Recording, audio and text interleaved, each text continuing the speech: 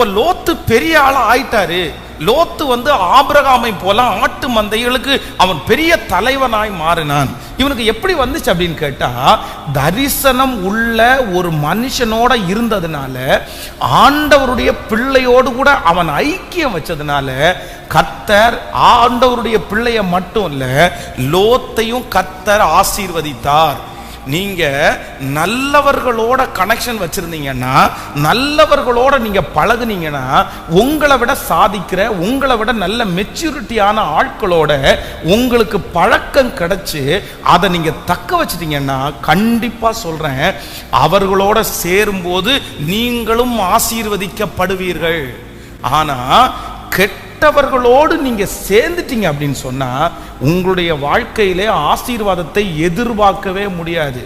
ரொம்ப கொடுமையான விஷயம் என்ன அப்படின்னா, ஆண்டவருடைய பிள்ளைகள் நிறைய பேரு, பிள்ளைகள் ஜெபிக்கிறவர்கள் ஜெபத்தை முடிச்சிட்டு பேசுற பேச்சு அசுத்தமான பேச்சு, அசுத்தமான பேச்சு.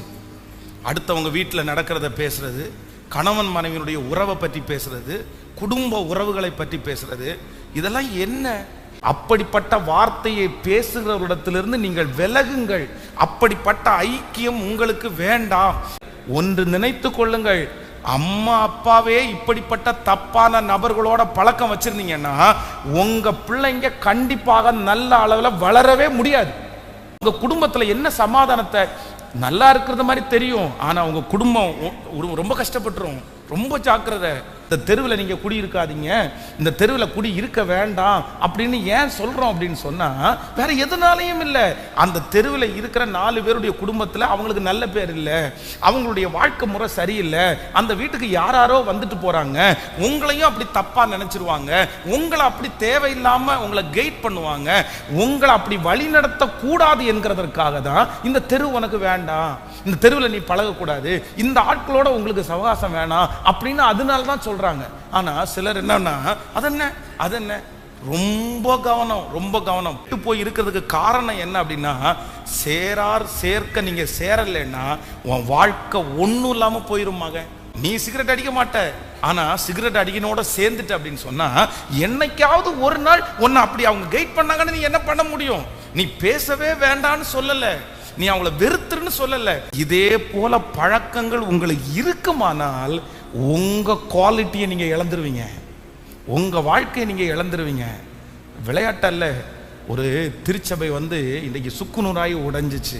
என்ன உடைஞ்சிச்சு அப்படின்னா, ஒன்றும் இல்லை, குறையாய் சொல்லலை, உங்களுக்கு உணர்வுக்காக சொல்லுகிறேன். அந்த பாஸ்டர்மா எல்லாரிடத்துலையும் அடித்து பேசுறது அந்த பாஸ்டர்மாவுக்கு வழக்கம்.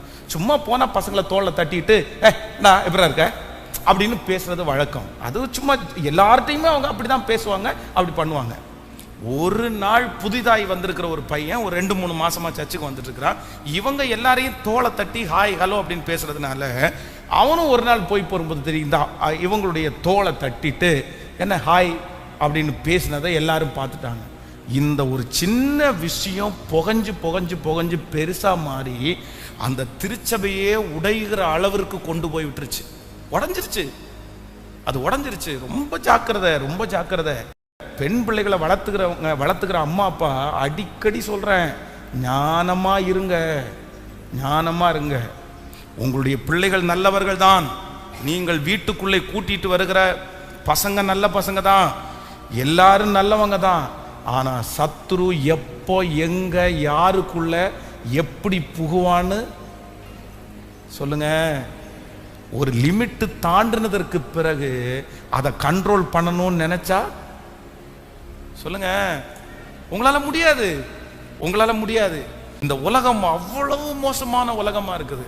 அதனால ஆண்டவர் உங்களுக்கு கிருபை தருவார். என்ன கிருபை தருவார்னா, உங்க பிள்ளைகளை பாதுகாப்பாய் வளர்க்கக்கூடிய கிருபையை கர்த்தர் கிருபையாய் தருவாராக. ஆமேன் சொல்லுங்க. கைகளை அசைத்து ஒரு ஹல்லேலூயா சொல்லுங்க. ஆமேன். இந்த உலகத்திலே நாசியிலே சுவாசம் இருக்கிற எந்த மனுஷனையும் நம்ம என்ன பண்ண முடியாது, நம்பவே முடியாது. நான் அதுக்காக எல்லாரையும் சந்தேகப்படணும்னு சொல்லலை, ஆனால் ரொம்ப கவனமாய் வாழ கர்த்தர் உங்களுக்கு கிருபை தருவார்.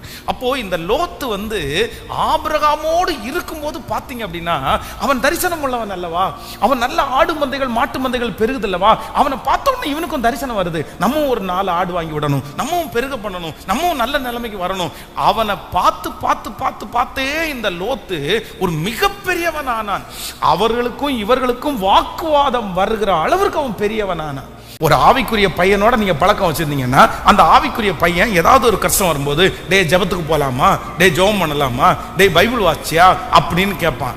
ஆனா அதே இது உலகத்திலே இருக்கிற நண்பர்களோட நீங்க பழக்கம் வச்சிருந்தீங்கன்னா அவன் என்ன கேட்பான் தெரியுமா? இன்னைக்கு இந்த படம் ரிலீஸ் ஆயிருக்கு, போலாமா, இங்க தண்ணி அடிக்க போயிடலாமா, இதை பாத்தியா, இந்த வீடியோவை நான் அனுப்பவா, இந்த போட்டோவை நான் அனுப்பவா, இதான் கேட்பான். வேற என்ன கேட்க முடியும்? ஏன்னா முழுக்க முழுக்க அவன் உலகத்துல இருக்கிறான். வாலிப தங்கச்சிகளுக்கும் அப்படிதான். உங்களுடைய பழக்கம் எப்படி இருக்குன்னு நினைக்கிறீங்க?